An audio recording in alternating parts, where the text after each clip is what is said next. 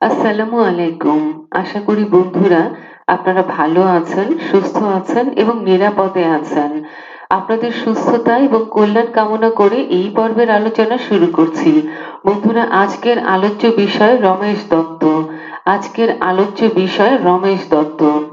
প্রথম প্রশ্ন, বঙ্গ বিজেতা গ্রন্থটির রচয়িতা কে?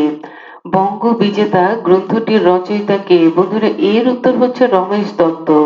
বঙ্গ বিজেতা এই গ্রন্থটির রচয়িতা রমেশ দত্ত। বন্ধুরা, এটি একটি উপন্যাস গ্রন্থ। এটি একটি ঐতিহাসিক উপন্যাস গ্রন্থ। রমেশ দত্ত রচিত বঙ্গ বিজেতা একটি ঐতিহাসিক উপন্যাস গ্রন্থ। বন্ধুরা, আমরা পরবর্তী প্রশ্নে চলে যাই। মাধবী কঙ্কন উপন্যাসটির রচয়িতা কে? মাধবী কঙ্কন উপন্যাসটির রচয়িতা কে? বন্ধুরা, এর উত্তর হচ্ছে রমেশ দত্ত।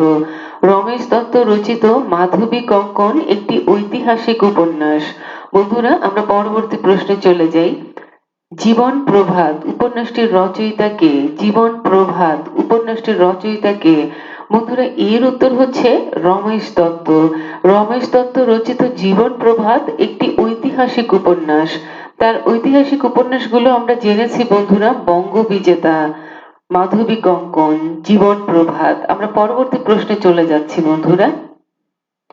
জীবন সন্ধ্যা উপন্যাসটির রচয়িতা কে? জীবন সন্ধ্যা উপন্যাসটির রচয়িতা কে? বন্ধুরা, এর উত্তর হচ্ছে রমেশ দত্ত। রমেশ দত্ত রচিত জীবন সন্ধ্যা একটি উপন্যাস গ্রন্থ এবং এটি একটি ঐতিহাসিক উপন্যাস গ্রন্থ। বন্ধুরা, আমরা যে চারটি উপন্যাস গ্রন্থকে প্রশ্ন হিসেবে পেয়েছি, বঙ্গ বিজেতা, মাধবী কঙ্কন, জীবন প্রভাত, জীবন সন্ধ্যা। বন্ধুরা, এই চারটি উপন্যাস গ্রন্থের মধ্যে একটি মিল রয়েছে। অর্থাৎ এই চারটি উপন্যাস গ্রন্থের যে বিষয়বস্তু বা পটভূমি বা ঘটনাবলী তা সংঘটিত হয়েছে মুঘল শাসনামলের 100 বছরের মধ্যে, যার কারণে এই চারটি উপন্যাসকে একসাথে সংকলিত করে শতবর্ষ নামে প্রকাশিত হয়েছিল।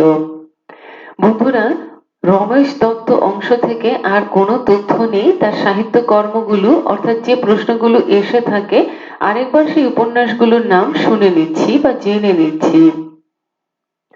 বঙ্গ বিজেতা মাধবী কঙ্কন, জীবন প্রভাত, জীবন সন্ধ্যা। বঙ্গ বিজেতা মাধবী কঙ্কন, জীবন প্রভাত, জীবন সন্ধ্যা। বন্ধুরা, এখানে আর তেমন কোনো তথ্য নেই। এই চারটি উপন্যাস গ্রন্থ থেকেই প্রশ্ন আসে। প্রত্যেকটি গ্রন্থ আলাদা আলাদা করে আসে। আর আমরা তো জানি বন্ধুরা, এই চারটি গ্রন্থ একসাথে শতবর্ষ নামে প্রকাশিত হয়েছিল, একসাথে সংকলিত করে। তো বন্ধুরা, রমেশ দত্ত অংশ থেকে এই চারটি প্রশ্নই আসে। যেমনটি সচরাচর বলে থাকি বন্ধুরা, যে এমন কিছু সাহিত্যিক আছেন, কয়েকজন সাহিত্যিক আছেন, এমন 100 জন সাহিত্যিককে আপনি পাবেন যে প্রশ্নের সংখ্যা কম, গুটি কতক প্রশ্ন, নির্দিষ্ট কিছু সংখ্যক প্রশ্ন, এবং এই প্রশ্নগুলোই সবসময় এসে থাকে, কোনো রকম ভিন্নতা নেই। কাজে এই অল্প কিছু প্রশ্ন আয়ত্ত করে আপনি হয়তো একজন সাহিত্যিককে আয়ত্ত করতে পারেন। তো বন্ধুরা, এই পর্ব থেকে এখানেই বিদায় নিচ্ছি।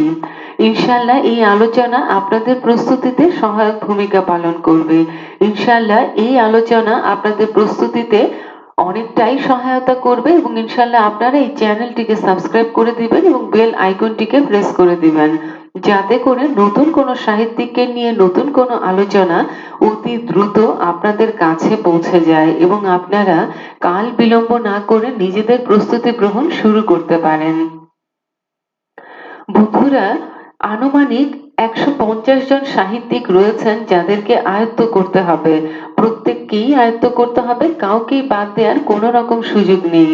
কাজেই মাত্র 15টি প্রশ্ন হবে আধুনিক যুগ থেকে।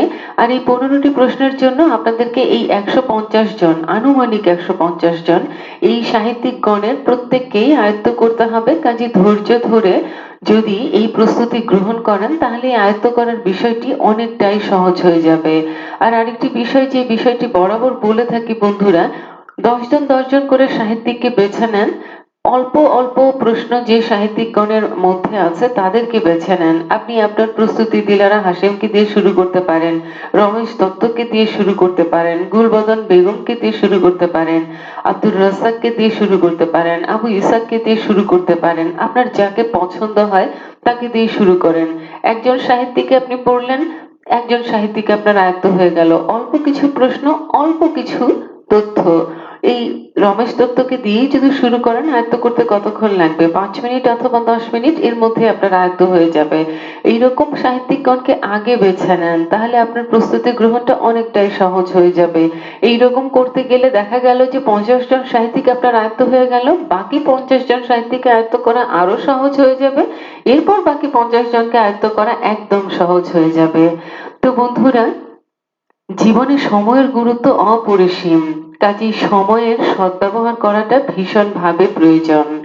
আর সময়ের সদ্ব্যবহার করতে গেলে আপনার আত্মবিশ্বাসের প্রয়োজন। আত্মবিশ্বাসী মানুষ সময়ের সদ্ব্যবহার করে জীবনকে গড়ে তুলতে পারে অসাধারণ রূপে। কাজেই বন্ধুরা, আপনারা আত্মবিশ্বাসী হবেন, আপনারা সময়ের সদ্ব্যবহার করবেন, ইনশাল্লাহ আপনারাই সফলকাম হবেন। তবেই কেবল আমাদের এই প্রচেষ্টা সার্থকতা লাভ করবে। এটি আমাদের জন্য একটি পরম পরিতৃপ্তির বিষয় হবে বটে। আমাদের ঐকান্তিক দোয়া যাতে আপনারা আপনাদের জীবনে কাঙ্ক্ষিত সফলতার দেখা পান।